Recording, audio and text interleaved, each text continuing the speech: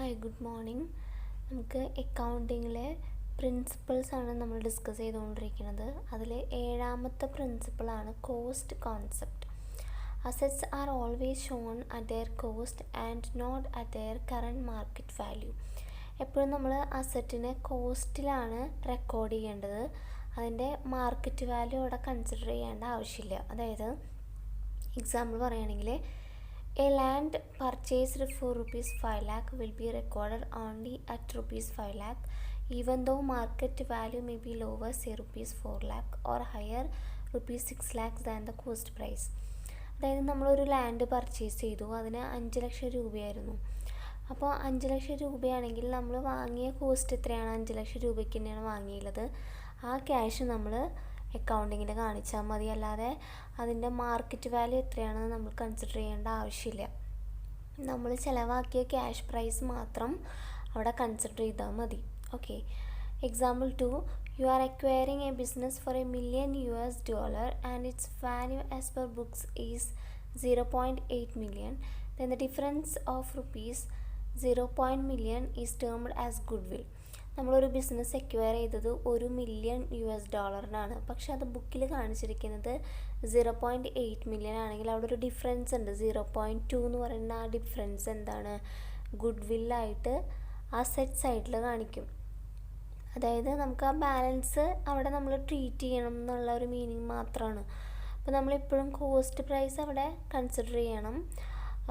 കോസ്റ്റിന് താഴെയാണ് നമ്മുടെ അക്കൗണ്ടിങ്ങിൽ കാണിച്ചിട്ടുള്ളതെങ്കിൽ ആ ബാലൻസ് പ്രൈസ് നമുക്ക് ഗുഡ് വില്ലായിരിക്കും. ഓക്കെ, സോ ഇത്രയേ ഉള്ളൂ. കോസ്റ്റ് കോൺസെപ്റ്റ് എന്ന് പറയുന്നത് എപ്പോഴും നമ്മൾ എത്ര കോസ്റ്റാണോ നമ്മൾ ചിലവാക്കിയത്, ഏത് കോസ്റ്റിനാണോ അസറ്റ് വാങ്ങിയത്, ആ കോസ്റ്റിനായിരിക്കണം നമ്മൾ അക്കൗണ്ടിങ്ങിൽ കാണിക്കേണ്ടത്. അതിനുശേഷം നമ്മൾ ഓരോ വർഷവും അതിന് തേയ്മാനം സംഭവിക്കും. ഞാൻ പറഞ്ഞിരുന്നു, നമ്മൾ ഒരു മൊബൈൽ വാങ്ങി കഴിഞ്ഞാൽ ആ മൊബൈൽ നമ്മൾ ആ വാങ്ങിച്ച പ്രൈസിന് തന്നെ സെല് ചെയ്യാൻ പറ്റില്ല. കാരണം ഓരോ വർഷവും അതിന് ഡിപ്രിസിയേഷൻ സംഭവിക്കുകയാണ്. അതുപോലെ തന്നെ അക്കൗണ്ടിങ്ങിൽ ആ ഡിപ്രിസിയേഷൻ ലെസ് ചെയ്തിട്ട് വേണം, ഓരോ വർഷവും ലെസ് ചെയ്തിട്ട് വേണം അതിൻ്റെ ബാക്കിയുള്ള എമൗണ്ട് കാണിക്കാൻ. അതാണ് ബുക്ക് വാല്യൂ എന്ന് പറയുന്നത്. ഓക്കെ, അപ്പോൾ എന്തായാലും അസറ്റ് വാങ്ങിക്കുമ്പോൾ അതിൻ്റെ കോസ്റ്റ് പ്രൈസ് വേണം നമുക്ക് അതിൽ ട്രീറ്റ് ചെയ്യാനായിട്ട്. 8th principle is matching concept. When an event affects both the revenue and expenses, the effect on each should be recognized in the same accounting period. ഞാൻ പറഞ്ഞിട്ടുണ്ടായിരുന്നു അക്കൗണ്ടിങ് പീരീഡ് എന്ന് പറയുന്ന concept നമ്മൾ മുമ്പ് ഒരു ദിവസം ഡിസ്കസ് ചെയ്തിട്ടുണ്ടായിരുന്നു. അതായത് ഒരു അക്കൗണ്ടിങ് പീരീഡ് എന്ന് പറയുന്നത് 1 year ആയിരിക്കും. അതൊന്നെങ്കിൽ ജാനുവരി ടു ഡിസംബർ ആയിരിക്കാം, അല്ലാന്നുണ്ടെങ്കിൽ ഏപ്രിൽ ടു മാർച്ച് ആയിരിക്കാം. പക്ഷെ നമ്മൾ യൂഷ്വലി യൂസ് ചെയ്യുന്ന അക്കൗണ്ടിങ് പീരീഡ് എന്ന് പറയുന്നത് ഏപ്രിൽ ടു മാർച്ച് എന്ന് പറയുന്ന 1 year പീരീഡാണ്. ഓക്കെ, അപ്പോൾ ആ പീരീഡിനകത്ത് നമുക്ക് ഒരു ബിസിനസ് ആകുമ്പോൾ അവർക്ക് റവന്യൂ ഏൺ ചെയ്യാം, എക്സ്പെൻസസ് ഇൻകർ ചെയ്യാം. ഇത് രണ്ടും മാച്ചിങ് ആയിരിക്കണം. അതായത് ആ അക്കൗണ്ടിങ് പീരീഡിൽ നടന്ന റവന്യൂ ആയിരിക്കണം റെക്കോർഡ് ചെയ്യേണ്ടത്, ആ അക്കൗണ്ടിങ് പീരീഡിൽ നടന്ന എക്സ്പെൻസുകളായിരിക്കണം നമ്മൾ ട്രീറ്റ് ചെയ്യേണ്ടത്. അത് നെക്സ്റ്റ് ഇയറിലേക്ക് ക്യാരി ഫോർവേഡ് ചെയ്യാനായിട്ട് പാടില്ല. അപ്പോൾ ഒരു എക്സാമ്പിൾ പറയുകയാണെങ്കിൽ നമുക്ക് സാലറി എന്ന് പറയുന്നത് ഒരു എംപ്ലോയിക്ക് നമ്മൾ കൊടുക്കുക മാസം അവസാനമായിരിക്കും, അല്ലെങ്കിൽ നെക്സ്റ്റ് മന്ത് ഫസ്റ്റ് ഡേ ആയിരിക്കും. അപ്പോൾ ഒരു എക്സാമ്പിൾ, ഞാനിപ്പോൾ ഒരു നമ്മുടെ കോളേജിൽ വർക്ക് ചെയ്യണം. അപ്പോൾ എനിക്ക് ഈ മാസം ഞാൻ വർക്ക് ചെയ്തതിനുള്ള സാലറി, ഏപ്രിൽ മാസത്തെ സാലറി എനിക്ക് കിട്ടുക എന്തായിരിക്കും? മെയ് 1st ആയിരിക്കും അല്ലേ? പക്ഷേ ആക്ച്വലി ഞാൻ വർക്ക് ചെയ്തത് ഏപ്രിലാണ് അല്ലേ? അപ്പോൾ നമ്മളൊരു ഏപ്രിൽ ടു മാർച്ച് എന്ന് പറയുന്ന അക്കൗണ്ടിങ് പീരീഡ് എടുക്കുകയാണെങ്കിൽ ഏപ്രിലത്തെ സാലറി മെയ്യിൽ കിട്ടുന്നു, മെയ്യിലെ സാലറി ജൂണിൽ കിട്ടുന്നു, അങ്ങനെ ഓരോ മാസത്തെ അടുത്ത മാസങ്ങളിലായിട്ടാണ് കിട്ടുന്നത്. അപ്പോൾ ഈ അക്കൗണ്ടിങ് പീരീഡ് എന്ന് അവസാനിക്കും? മാർച്ചിൽ അവസാനിക്കുമ്പോൾ മാർച്ചിലത്തെ സാലറി എന്നാണ് കിട്ടുന്നത്? ഏപ്രിലാണ്, അടുത്ത കൊല്ലം ഏപ്രിലാണ്. പക്ഷേ നമ്മൾ മാർച്ചിലെ അക്കൗണ്ടിങ് സ്റ്റേറ്റ്മെൻറ്റുകൾ ഉണ്ടാക്കും. അപ്പോൾ അക്കൗണ്ടിങ് സ്റ്റേറ്റ്മെൻറ്റ് ഉണ്ടാക്കുമ്പോൾ സ്വാഭാവികമായിട്ട് എന്ത് ചെയ്യും? ഈ മാർച്ചിൽ നമ്മൾ സാലറി കൊടുത്തിട്ടില്ല, ഏപ്രിലേക്കാണ് സാലറി കൊടുത്തിട്ടുള്ളത്, പക്ഷേ ആ അക്കൗണ്ടിങ് പീരീഡ് അവിടെ അവസാനിക്കുകയാണ്. അങ്ങനെയുള്ള സിറ്റുവേഷൻസ് വരുമ്പോൾ എന്ത് ചെയ്യണം? അവിടെ ഒരു പ്രൊവിഷൻ ക്രിയേറ്റ് ചെയ്യണം. കാരണം നമുക്ക് ഒരു അക്കൗണ്ടിങ് പീരീഡിൽ നടന്നിട്ടുള്ള കാര്യങ്ങൾ ആ അക്കൗണ്ടിങ് പീരീഡിൽ തന്നെ കാണിക്കണം എന്നുള്ളത് നിർബന്ധമാണ്. കാരണം ആ അക്കൗണ്ടിങ് പീരീഡിലാണ് നമുക്ക് ആ എക്സ്പെൻസുകൾ വന്നിട്ടുള്ളത്. ആ എംപ്ലോയീസ് വർക്ക് ചെയ്തിട്ടുള്ളത് ആ അക്കൗണ്ടിങ് പീരീഡിലാണ്. അപ്പോൾ ആ റവന്യൂവും എക്സ്പെൻസും തമ്മിൽ മാച്ചായാൽ മാത്രമാണ് അവിടെ എന്തുണ്ടാവുള്ളൂ, നമ്മുടെ ബാലൻസ് ഷീറ്റ് ടാലി ആവുള്ളൂ. അപ്പോൾ ആ എക്സ്പെൻസുകൾ അന്നത്തെ കൊല്ലത്തെയാണെന്ന് കാണിക്കാൻ വേണ്ടിയിട്ട് മാർച്ചിൽ നമ്മൾ സാലറി കൊടുത്തിട്ടുണ്ടാവില്ലായിരിക്കാം. പക്ഷേ അതിനൊരു പ്രൊവിഷൻ എന്ന് പറയുന്ന ഒരു സംഭവം നമ്മളവിടെ ട്രീറ്റ് ചെയ്യണം. അടുത്ത മാസത്തേക്കാണ് കൊടുക്കുകയുള്ളൂ, പക്ഷേ ഈ മാസം നമ്മൾ കൊടുത്തു എന്ന് കാണിക്കാൻ വേണ്ടി അവിടെ ഒരു പ്രൊവിഷൻ നമ്മളവിടെ ട്രീറ്റ് ചെയ്യും. അതിനെയാണ് മാച്ചിങ് കോൺസെപ്റ്റ് എന്ന് പറയുന്നത്. അതായത് ഒരു കൊല്ലം നടന്ന സംഭവങ്ങൾ ആ കൊല്ലം തന്നെ നടന്നു എന്ന് പറഞ്ഞിട്ട് തന്നെ കാണിക്കണം. അത് നെക്സ്റ്റ് ഇയറിലേക്ക് നമ്മൾ ക്യാരി ഫോർവേഡ് ചെയ്യരുത്. നെക്സ്റ്റ് ഇയറിലേക്ക് പോവുകയാണെങ്കിലും നമ്മൾ അതിനിവിടെ ഒരു പ്രൊവിഷനായിട്ട് നമ്മളവിടെ ട്രീറ്റ് ചെയ്യണം. അതാണ് മാച്ചിങ് കോൺസെപ്റ്റ്. ഓക്കെ.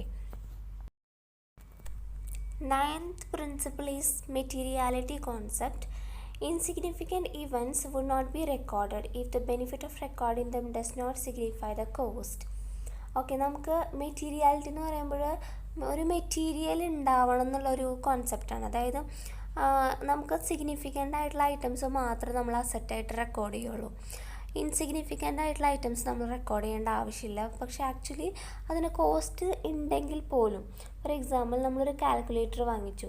കാൽക്കുലേറ്റർ എന്തിനാണ്, നമുക്ക് എന്തെങ്കിലും എക്സ്പെൻസുകൾ വന്നത് കാൽക്കുലേറ്റ് ചെയ്യാൻ വേണ്ടിയിട്ടാണ്. പക്ഷേ അത് ഒരു അക്കൗണ്ടിങ് ഒരു ബിസിനസ്സിനെ സംബന്ധിച്ചിടത്തോളം ഒരു കോസ്റ്റ് വരുന്നില്ല. 500 രൂപയ്ക്കുള്ള കാൽക്കുലേറ്റർ ആണെങ്കിലും അതൊരു അസറ്റായിട്ട് മാറുന്നില്ല. കാരണം കാൽക്കുലേറ്ററാണ്, ഒരു ചെറിയ സാധനമാണ്. അപ്പം അങ്ങനെയുള്ള സാധനങ്ങളൊക്കെ നമ്മൾ ഗുഡ്സ് അല്ലെങ്കിൽ എന്തെങ്കിലും സ്റ്റേഷനറീസ് വാങ്ങിയെന്നും പറഞ്ഞിട്ട് മാത്രമാണ് അക്കൗണ്ടിൽ ട്രീറ്റ് ചെയ്യുള്ളൂ. അതിനെയൊന്നും അസറ്റായിട്ട് അക്കൗണ്ടിങ്ങിൽ ട്രീറ്റ് ചെയ്യാറില്ല. This concept need to read in conjunction with accounting events which signifies the transaction into capital revenue and deferred revenue expenditure. നമ്മൾ അക്കൗണ്ടിങ് ഇവൻറ്റ്സിനെ 3ആയിട്ട് ക്ലാസിഫൈ ചെയ്യാമെന്ന് പറഞ്ഞിട്ടുണ്ടായിരുന്നു. Capital revenue, deferred revenue, expenditure. ഇത് 3 നമ്മൾ എക്സ്പ്ലെയിൻ ചെയ്യും.